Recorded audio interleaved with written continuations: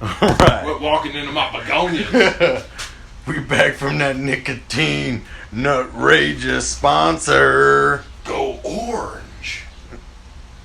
Bam! It's all that player. Yeah, I had one of them rumpyisms right now. Had one of them rumpyisms that we talk about. Dude, it's fucking, yeah, you fucking opened a beer and walked straight into a potted plant. I opened my beer. It started overflowing. Actually, you opened your beer. It started overflowing. I asked you, hey, do you think you can handle having that extra beer?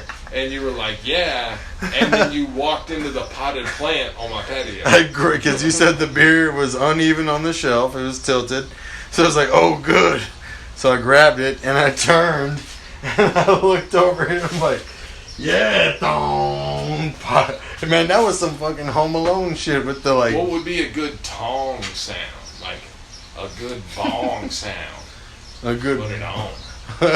What? The boat. Yeah. Nah. How you gonna introduce it? Oh, I know. Yeah, the secret cauldron that we're talking about. Okay, all right. The cat's out of the bag here, y'all. I spilled it. Okay, all right. Cat's out of the bag. The audience don't know what's going on, but we had to first share that I did a little rumpyism here, spilling my beer, grabbing it, turning, getting a flower pot to the forehead. The flower pot is still swinging back and forth. Okay. So what the Doo is talking about, thank you for making it here to part 2 of this episode, y'all. Rumpy and The Doo, we appreciate you. Nah. Nah, you don't? Fuck 'em. I ain't gotta appreciate shit. I was being contradictory. I just talk for my own pleasure. Dude, there's a line on Rick and Morty. It's like a kind of a pretty bad episode. And somebody turns to Morty, who's like this kind of timid guy, and they're like, "You're too good for this." Like he's doing something bad, and they're like, "You're too good for this." And he turns and he's like, "I ain't too good for shit." Oh, we're way past that. Sorry. Whoa. That was a little beer, man. That wasn't my saliva. That was beer. All right, my bad. Let me face this way. We had a little quarantine kerfuffle. We're way past that, Jerry. Okay. So dude, you need to start watching Rick and Morty, man. I do. I need time, dude. I need time to. Like I've got Rick and Morty tags on my keychain. I need to just do it, yeah, but I need time to do it. Seriously, I don't even have time to produce these podcasts, man. Okay, so y'all, Rick and Morty, I'm gonna jump into it, and we'll go here sooner than later because it's a show I do want to watch, but kind of on that sci-fi principle. The Doo here, he's curious what I got over here in this bag here, okay? Keep talking about you got some kind of centrifuge. It's a bag. What you call it, a central power? It's a burlap sack. I got something in it. It's got a logo on it for Los Alamos Laboratories. You ever heard of it? Oh, I've heard of it. Yeah, Bob Lazar thinks he worked there, but he didn't. But you know who did? My uncle. Now let me show you this. Let me get this thing out here. Oh, this here. Oh, shit. Why is it glowing? Yeah. This thing right here. It's a soft, subtle light. You ever seen this? Uh-uh. I ain't even turned it on yet. Yeah. This here is a cyclotron. You ain't never seen a cyclotron before? No, I know I've heard of a cyclotron. My uncle worked at Los Alamos. I found this in the storage shed. He's out of town right now. But he said Bob Lazar's full of shit. He's right about some things, so but... are you saying this is stolen?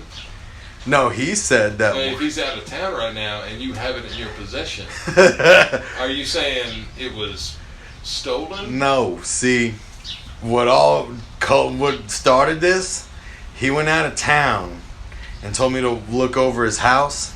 Yeah. Told me to sleep in his bed. He said you can plug your phone into my charger. Satisfy my wife. He said you can put your stuff in my nightstand. Whatever you need.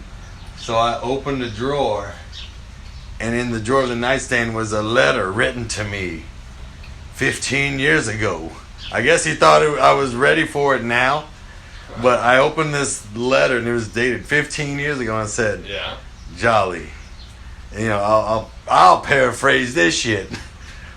Pretty much, I see the spark in you as far as wondering and the curiosity when you look at the moon at night. You look at that damn thing for hours, man. Yeah. And he said, when you're of age, I'll give you this note so you can share the curiosity with me. And then he broke down in the note his whole story. He came out of college. People approached him. Couldn't say what branch of government they worked for. He was learning at Los Alamos. He started going into S4, S2, Area 51. I got you. In the note, because he's retired now, but he said back then in World War II when Nazi Germany fell, and they brought over Werner von Braun and all them Nazi space. Operation Paperclip. That's right, brought all them schmucks over, dickheads, motherfuckers. I hate their guts. When they brought them over, they said, "Oh yeah, we have the cyclotron. There's about 2 left. Here's 1 for you. Jump out with the tunes." That's Werner von Braun right there. Idiot. Fuck him. Sorry, guys. I just hate that guy. But anyways, they said there was 2 cyclotrons. They gave one as kind of like an olive branch for like, we fucked up with the war. We just wanted to study the stars and the astrophysics. Yeah. But they did fucked up shit. Anyways, they gave him. Long story. They gave him a cyclotron. Hey, would you want to rush this? Don't you disrespect my uncle. Look what's in my hand. This is a freaking cyclotron. You see this right here? That's element 115. All right. Okay? I tapped that with my thumbnail. Listen. Do you hear that? How dense that is? Yeah. It's hollow and dense, but that's my thumb. Okay. So, let me turn this bitch on since you ain't understanding how awesome this shit is. Check it out. Oh, fuck. Alright, bitch. Watch that. You see that? You see that little loop in the middle of it? Yeah. Like you can see space-time. Look at that. Alright. It's warped. You see how kind of the waves around it? Yeah. Oh, shit. You broke the cycle for that. No. That's pretty cool, man. No, I got a little bit of, I got one more little nugget of element 115. Hold up. The whole thing was made of 115. Let me get it out of my special CIA bag. All right, here we go. All right, I'm gonna crank it up one more time. Oh shit! Come on now. Yeah, you get this bitch going, and you can manipulate space-time. Look at this. I'm not even touching it. Try and put your hand in there. Try and grab that little thing that's floating. I'm not touching it. Try and grab it. Nope. Oh shit! All right, turn it off. All right, we done. I gotta put this away. That's all the 115 I got. But you can see. You see the little flutter in the middle of the cyclotron. I see. You see that? If I had more shit to power this, you could stick your arm in there and like who knows what you can pull out, man. You could be pulling out fucking, dinosaurs. You could be pulling out Makwawees from Aztec times. You could be pulling out robot arms from the future, man. And I would pull out the first pizza ever made. For the people that can't see this, it's like the movie Stargate. That big portal that's shimmering like water. This cyclotron, it's like a plate with a ball. And when I set the ball on the plate, it starts glowing like that. And above the ball, you see this little orb of light. And then kind of expands. And then in the middle of this big orb is like a black circle. And it's kind of like a loop almost if you power it up enough. And in that loop is that watery, shimmery shit like Stargate. Like, I tried recording it with a camera one time. Does not fucking work. Like, you can only look at it with your eyes. The last words that Walt Disney Man, hold up. is supposed Wait, to hold say. up. You can go from a cyclotron to Walt Disney. Mickey Mouse. Is Kurt Russell. Is what? Kurt Russell. Kurt Russell? Yeah.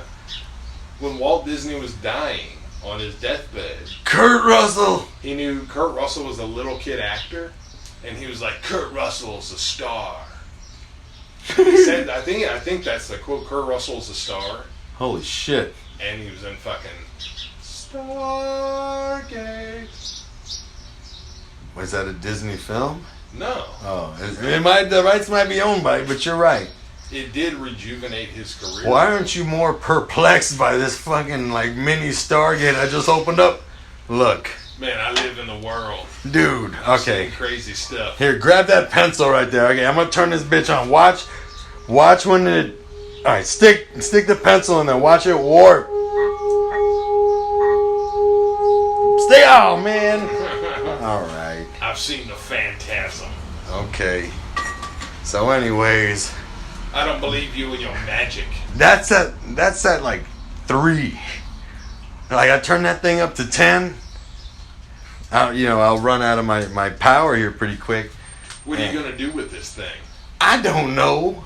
I just wanted to bring it to the podcast because we were talking about last time moving to pyramids with what was it? Vibration, sound, echo, vibration, resonation. Yeah. 0 point energy. I just want to show you that, man. We just gotta get a little bit more power for it, but we can do whatever you want to do, man. Rumpy and The Doo, going back to see real dinosaurs. This podcast runs on universal energy. My uncle seriously does have more of this shit. I didn't take it all. It's like, it's like when you go and you take a little bit of your parents, you take a little bit of the weed, you don't want to take too much. so they know. Or, like you're trying to take a little bit of vodka out the bottle and kids don't drink, but if you're listening to this, turn it off. A little water. Yeah, a little bit of water to replace it, okay? So I took just a couple of little pebbles of the 115 off. I thought your uncle granted the shit to you. Yeah. He just told me to be modest with it. He just... Man, your story is full of holes and No. inconsistencies. He Mystery. He told me to go check it out, but I wasn't allowed to leave the house with the shit.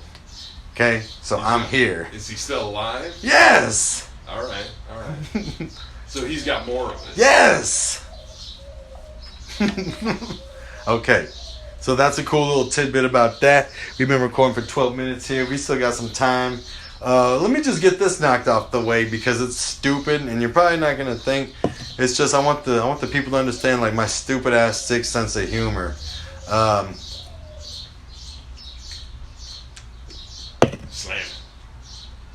Jamie. Sorry, I was drinking my beer a little bit, getting ready for this story. Let me tell you. So last time my eldest son, Boo, we're all hanging out. I feel bad. He's all having fun. He's excited. We had Whataburger. He's all pumped up, had his fruit snacks. He's being silly. Yeah. He's on the couch. He's jumping. And he's trying to make us laugh and stuff. He's like, yeah! And all of a sudden he asks you about death. And he's jumping. And he says, John Cena! And he jumps off he's standing on the top of the couch. Yeah. And he jumps off the top of the couch and he goes completely horizontal and falls down onto the cushions. But his head hits the armrest and oh! And he's sitting there and me and my wife are like, oh shit. And we look at him and he's like, he does this thing that when he gets upset, he's like, don't fucking look at me, I'm okay.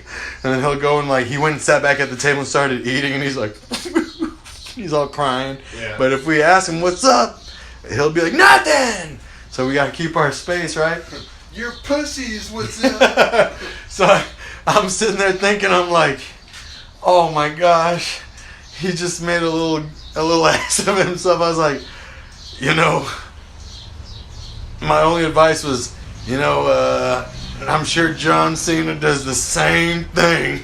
And then I see John Cena's ass jumping off the couch and hitting his head on it, and I'm just like, dude, you got to talk him through. You got to introduce him to embarrassment. Talk him through the feelings of embarrassment. You're true. I was just cracking up because he like shouted out John Cena before he did it. I was like, "It's okay, buddy. I'm sure John Cena does that exact same thing, man." He probably felt good. That probably worked. He probably was like, "All right, okay, cool. Dad knows what I'm feeling. Okay. Dad knows John Cena." Because I think John Cena is a schmuck, man. John Cena's pretty cool. I'm sure he's I'm sure if I got a beer with him, no offense, John Cena, but what starts with the thing is like he does this whole fucking thing. He's like he puts his hand in front of his face, like, "You can't see me," and I'm like, "Nah, Holmes, you can't see me because you're waving your hand in front of your face." But you're like 6'2", man. I can see you right there. You ain't going nowhere. You're the motherfucker waving his hand in front of his face. You're right there. Just how he shouted John Cena before he did it. Oh man, I was cracking up. It was another one of those moments like with the lizards and shit. Like I was laughing so hard I had to get up and go to the bathroom because I was about to piss my pants. Like that's only happened twice in my life. Them lizards with your tell me when to go. Tell me when to go. What? Tell me when to go. Oh hell, what the? It's like if you still haven't seen that lizard video and you listen to this one, go watch it. There's a plug. Sorry, I had to get that phlegm out my throat. That reminds me when I was little. I was at a pool party and somebody was throwing all the kids in the pool, and I got thrown in the pool or jumped in the pool. And like I was on the way into the pool, and I was gonna yell "Cowabunga," like fucking turtles did, and I only got like "Cowa." Cowa. And I was like, I don't know what the people fucking outside the pool. Cowa. I either said "cuh" or "cow" or "cowa," but I don't know what. Don't mind me, man. No, that's funny, dude. He was fucking. He's kind of tough, I guess. If he's going to deal with it himself, and then he's like. My guy, Boo? Yeah. Oh, he's fucking tough as shit, man.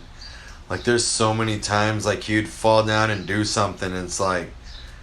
We're like, don't make a big scene out of it. And he'd kind of like. He'd be upset, like. He'd just walk off, and it's like. When I was a kid, I'd be fucking crying right there. Like, I remember when I was a kid one time, we were at one of them. It was called Northern Hills Gym for a birthday party. It was the coolest shit, man. There was a lock-in kind of thing. Oh, yeah. Double trouble, double dragon burp right there. Me then you. Burp manifest. It was a lock-in thing. Shout out when all you listeners remember when you were a kid and you got to finally do a lock-in. I've never done a lock-in. Really? Yeah.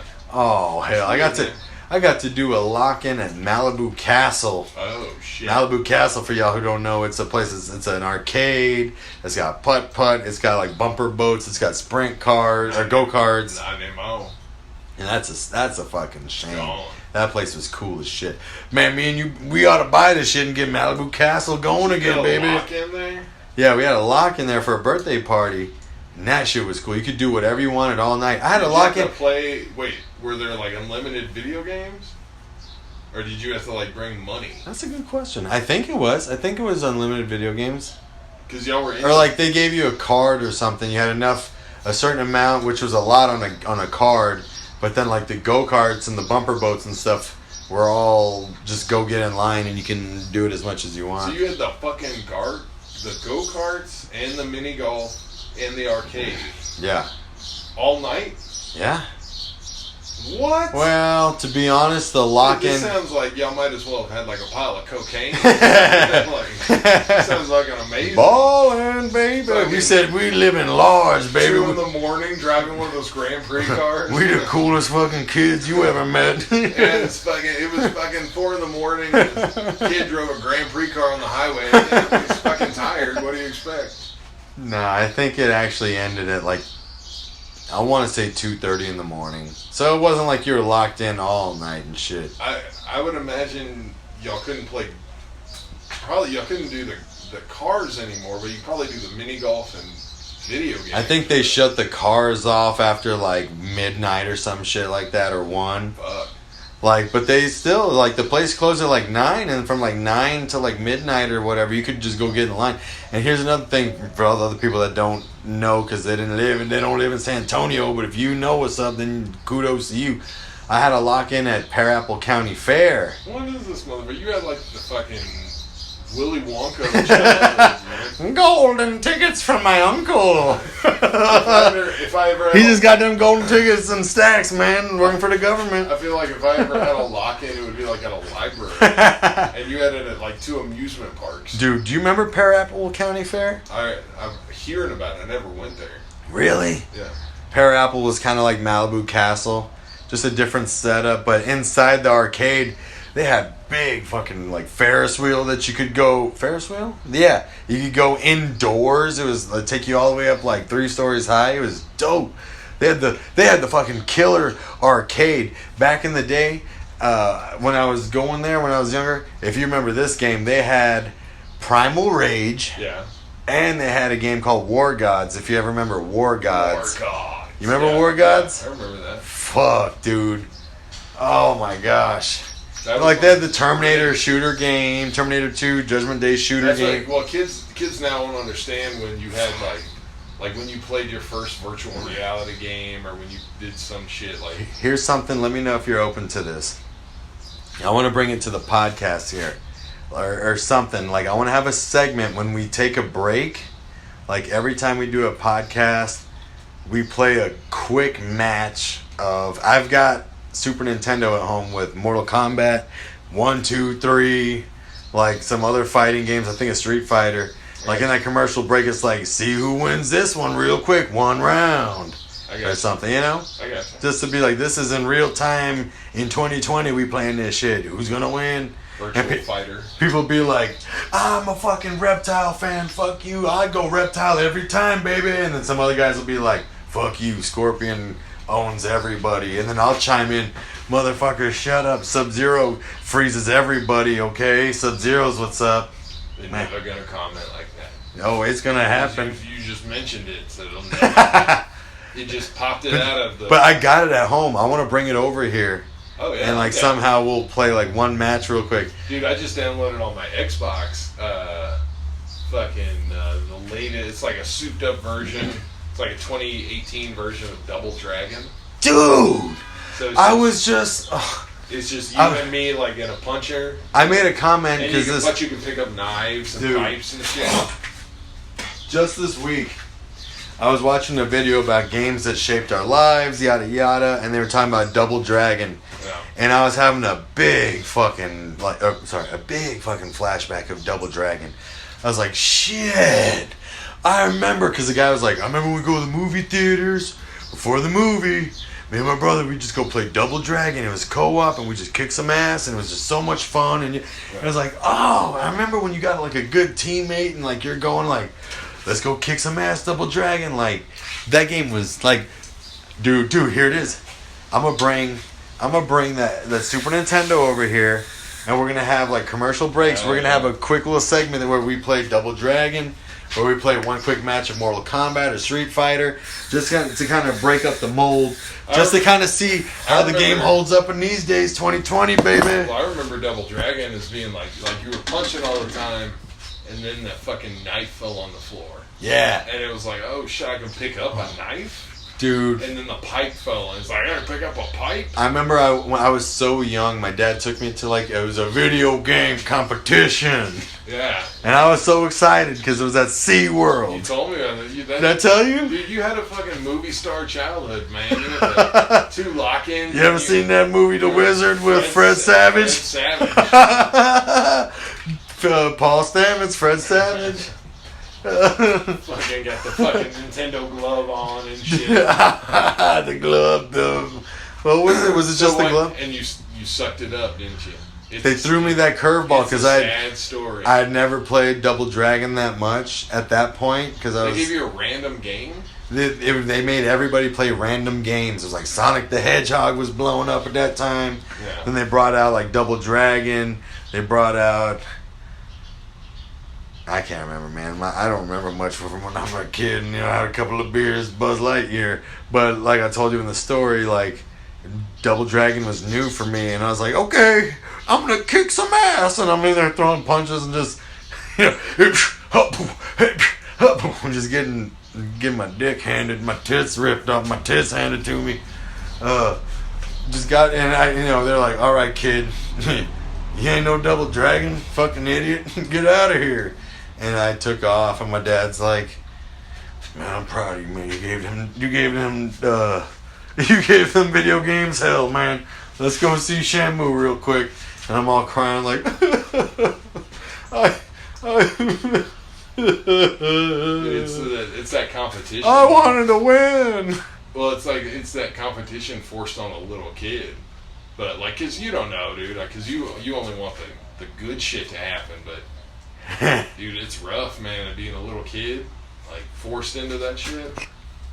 No, I forced myself into it. Because I wanted to go to the competition. Well, yeah, but you had no idea what rejection was, you know?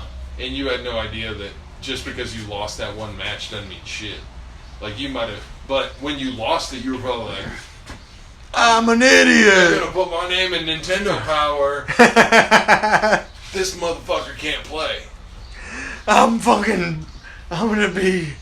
ashamed. I'm 10, and I have so few skills to validate myself that I've just lost one. Where do I go from here? Fuck Fred Savage. It was sad. I think I watched that movie. I believed in myself because I was Fred Savage. You were talking about The Wizard? Yeah. Dude, shout out to you knowing that movie, The Wizard, man. Well, that's a shout out to you for being in a fucking actual video. I was never in a competition, dude. That's right, man. I put on that power glove, and this chump across across from me had his power glove on, and we duked it out. I can tell you, I can one up you with that, dude. With what? I was in a poetry competition in high school. Oh, shit. Did you have a fucking beret? Or what do you call that shit? Oh, fuck that beret. Not beret. Is that what that is? The fucking... Yeah, like the French beret. Yeah. Like fucking from Doug Funny, the Beatniks. You're thinking of that's one style of poetry. You're thinking of beatniks. Yeah. You ain't up there with your shit, man, the beatnik? No. I had to get up and we had to read a poem, and there was like 15 people in the room, and the top 3 would go into state, and I'm like, shit. And it's funny because my cell phone went off, and the cell phones were so new, I didn't know it was my cell phone. I was like, what the fuck? Somebody's going to get in trouble. And my shit was ringing, so I shut it off. Anyway, I had to read a poem. I think it was by Dylan Thomas. Like the founder of Wendy's. Do not go gentle into the night. Rage against the dying light. Rage. So you had to put like emotional content into the poem. So your own emotional content of what you felt, or you gotta. That was when you got up to read the poem. It had to be like something that people would listen to. Like you couldn't just read it like. You're all rage. Yeah. Rage against the dying light. Yeah, you kind of had to do it like a drama thing. Yeah. Don't go gentle into that night. That good, whatever. Yeah. And the person who could do it the best, and we were all doing different. Y'all were reading the same. Oh, different poems. Different poems. Cool. So I'm sitting there in the desk. It was in a classroom, and the judges are sitting there watching the people reading out. I'm like getting all jacked up. So I started thinking my grandfather had died like a couple years before, and I was thinking, all right, this poem's about death. I'm gonna imagine my dad thinking about his dad dying, and I got like jacked up, and I got not a dry eye in the room, huh? Oh, like you were crying. It's funny you say that because all the eyes were dry in the room. But I got up and I laid into that poem. Yeah. And like 3 words into it, dude, I got myself so emotionally charged that I began crying like a baby. Holy shit! They're like, and everyone just got up and walked out. And was like, how do you fucking follow that? I read the whole poem fighting through tears, like I was just bawling, and I was like, I destroyed it. Like, this is ridiculous. Like, I got up there and I actually cried. I did horrible. Yeah. And I fucking sat back down and I was like, I feel like an idiot. And I made it to state. Holy shit. Bow. Motherfucker. And because raw ass emotion is never a bad thing. Yeah. Kids, if you're listening, you shouldn't be. But the funny thing is, I can't remember why I didn't go to state. I didn't go to the competition. Why? I don't know. Like, I missed it for some reason. Dude. But I never went. I made it to state for poetry reading, but never went. Made it, but you never went to go, like, be a part of it. Yeah. At least you have the validation you fucking made it. Like, yeah, no, I made it. Yeah, but it was. But weird. I didn't go. Okay, I don't need that. It was a weird scene, dude. Like, what scene? Well, that classroom, seeing me bawling like that, and like. I bet you your teacher or whatever was like.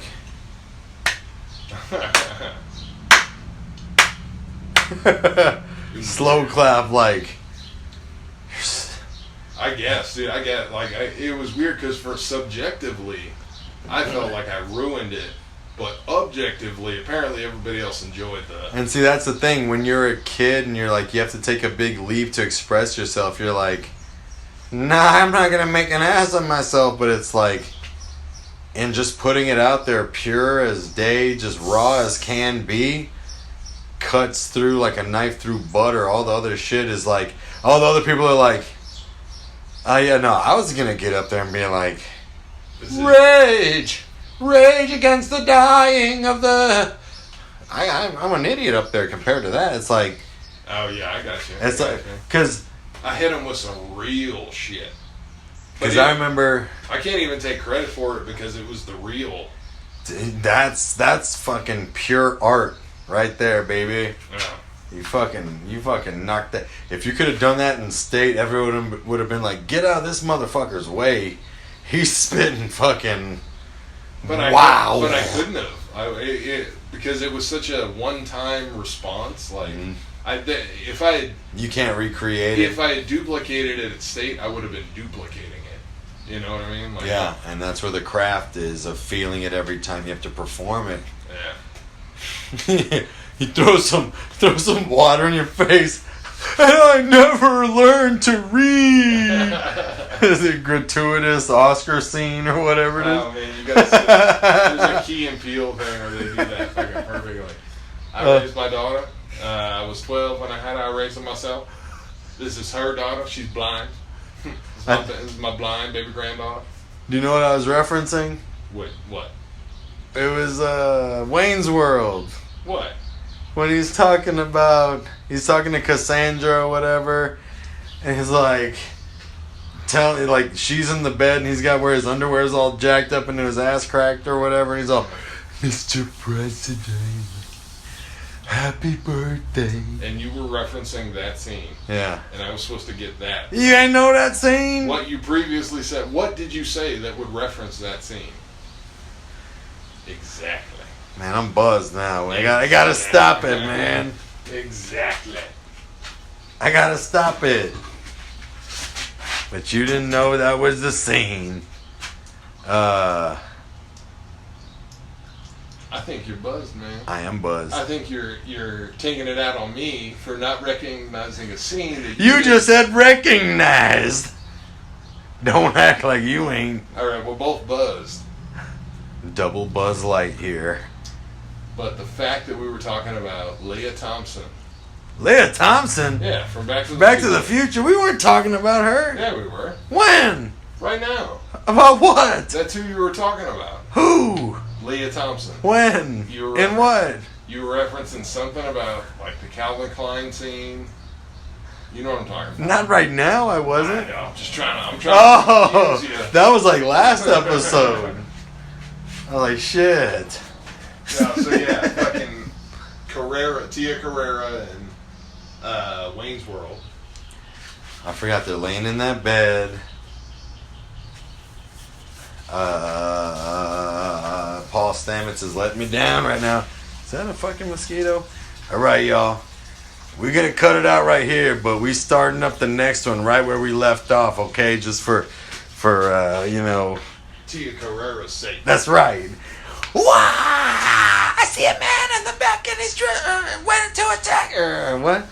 There's a man in the back and everyone attacking and turned into a ballroom blitz. And shit. brother, Okay. I wanna know you. Okay, so there's that. Turn into a ballroom blitz. Before we go, there's that. I like that song. Ballroom Blitz. Yeah. There's a show called Screen Rant, or it's a channel called Screen Rant, and then a sub channel of that called Screen Rant Pitch Meeting, Yeah? where this guy does this funny thing where he plays two characters. He plays like the guy pitching a movie to the studio. Yeah. And they go over Bohemian Rhapsody. Yeah? And they cover like 3 like important scenes in the movie, and he talks about how they're completely faked. Like if you watch Bohemian, that new movie on Queen, Yeah. there are like several scenes where like the scene where Freddie Mercury joins the band in the movie, it's fake. Yeah? The scene, I haven't seen that movie, but I heard there was some kind of... the scene where some dude like doubts Queen and Freddie Mercury turns to him and is like, "You're gonna be the dude who is only remembered for losing Queen." That scene never happened. Okay. And then they do they do this scene where apparently Freddie Mercury goes solo and it breaks up the band. Apparently that never happened, and Freddie Mercury wasn't the first out of Queen to go solo. And they cover the Live Aid. Spit that truth. They cover this Live Aid band or the Live Aid concert that was like super famous. Queen. Yeah. Freddie Mercury was in like a white. Live Aid. Yeah. It's huge. In the movie, they talk about how they're getting ready for that concert, and then Freddie Mercury finds out he has AIDS. Well, apparently Freddie Mercury found out he had AIDS 2 years after that concert. So they fucking faked a shit ton of stuff. Like he knew he had AIDS how much before the thing? Or he found out what... In the movie, basically he finds out like, a couple months before. Before. In reality, he finds 2 out years 2 after. years after. Let's just twist this around, baby. It's kind of a little cooler that way. Sure. I mean, if you think about Did it say based on true events? I don't know, but you don't have to, because imagine The Doors, the movie The Doors, and imagine like Jim fucking Morrison dying in a Wendy's. Yeah. Versus like a bathtub at Sure. France. I mean, that's like, you gotta keep that shit real. Yeah. He died at Wendy's. He went for that 6-piece. He was waiting on the sauce they were bringing from the back. He felt a little feverish. He went to the Did a bathroom. little heroin, passed out. That's literally how he died. In face first. They found him face first in the stall, in the commode, with his legs up in the air. That's how they found him. God rest his soul. With a nugget in his mouth. Okay, so real quick, because I want to wrap this one up. The thing on Wayne's World was how he says he's apologizing to Cassandra, and in doing so, he's saying I'm an idiot. I didn't mean to be insecure because Rob Lowe's character is kind of a playboy. Wing Tao Pao Yang, Pepsi Cola, Mountain Dew. You sound like you're from Kowloon Bay. I was born in Kowloon Bay. Shut up. In that where he's apologizing and he says, Ed O'Neill's in that shit, dude. He plays that fucking... He's the donut salesman. Oh, yeah. And he's like, "Hey, follow me, Campbell. Oh. Have you ever killed a man?" Native Americans said that it's something like when the... Kill a man's soul releases. Ed O'Neill's a fucking hero, man. That's Al Bundy working the donut stand. But it was that where he's apologizing to Cassandra's like, the worst part? And he gets water from the glass and he sprinkles it in his eyes and he's like, and I never learned to read. And Cassandra's like, is that true? Is all that true? And he's like, everything except for that last part. And it was saying like when he sprinkled the water in his eyes, it was like gratuitous Oscar scene or something like that. Yeah. So we ended on that, all right? Wait. I brought it back because we almost didn't remember what we were talking about with Wayne's World, so I finished it on that. Well, what about it? I just had to bring it home. Just describe the scene. There was another thing earlier in the podcast that we don't remember now about you. You taking us out on a flat note. We can't go back and rehash it. It's flowing naturally right now. Welcome to NPR Flat Radio. I'm telling you, dude, as it flows, we've established it, and this is the outro, but we're gonna start the next one now. I'm telling you, it flows beautifully. I guarantee you, dude. It's me, J. Rumpy. Have I ever let you down? That has no flow, man. That's like, look, this is what we're gonna end it on. Nah, we're not. See, the thing is, we're not ending it because we're picking up right off of this spot on the next one, so they can follow us. It ain't no every new beginning comes from some other beginnings, and just throw that out there for you. Do you know that movie Yesteryear? Hold up, man. It's at 40. Let's kill it real quick. Start off with Yesteryear. No, Yesterday. Have you seen that movie? Do you know what I'm talking Beatles? about? Yeah. No. I was like, that movie's bullshit. And then you watched it and fell in love with it with a bottle of wine. I saw an end scene, spoiler alert, where because that character takes credit for all the Beatles scenes. Oh yeah. John Lennon never gets assassinated. Holy shit. Okay, hold on. We ending it there because I want to talk about that. All right. Yeah. So we starting the next one right now. Follow us on the next one. Don't be a turd burglar, all right? We think you're cool. Follow us, all right? Next one. Here we go. On to the next one. On to the next one. We out. Kadoosh. Simple ass.